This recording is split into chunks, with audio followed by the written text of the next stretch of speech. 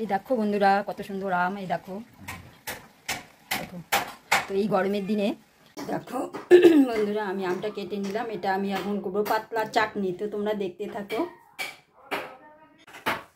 তো এই দেখো আমি চাটনিটা করার জন্য আমার কড়াইতে তেল বসিয়ে দিয়েছি। এ দেখো দিলাম তেজপাতা, শুকনো লঙ্কা, তেল কিন্তু সামান্য, আর দিলাম এই দেখো কয়েকটা সর্ষে। এটা দিয়ে আমি পাতলা একদম ঝোল করে নেব চাটনি যেটা।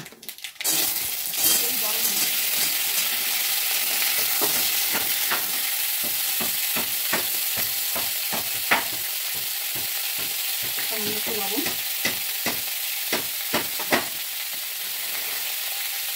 একটু হলুদ। এই গরমে কিন্তু প্রচণ্ড মানে উপকার এই কাঁচা আমের পাতলা চাটনিটা। তো আমরা এটা মানে প্রায় দিনই করি, মানে এই গরমে এটা না হলে যেন খাওয়া কিছুই হয় না। একটু আগে তোমাদের করে দেখাচ্ছি সব। তো দেখো বন্ধুরা ভাজা হয়ে গেলে আমি এখন জল দিয়ে দেবো।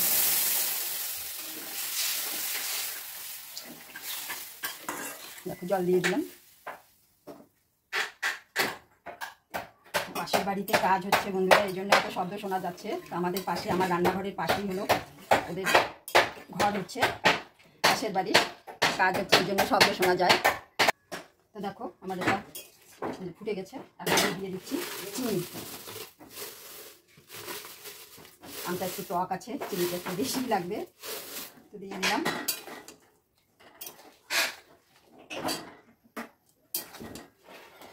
কার কার ভালো লাগে এরকম পাতলা আমের চাটনি, পাতলা কাঁচা আমের, কার কার ভালো লাগে বলো বন্ধুরা, কমেন্ট করে জানাও সবাই।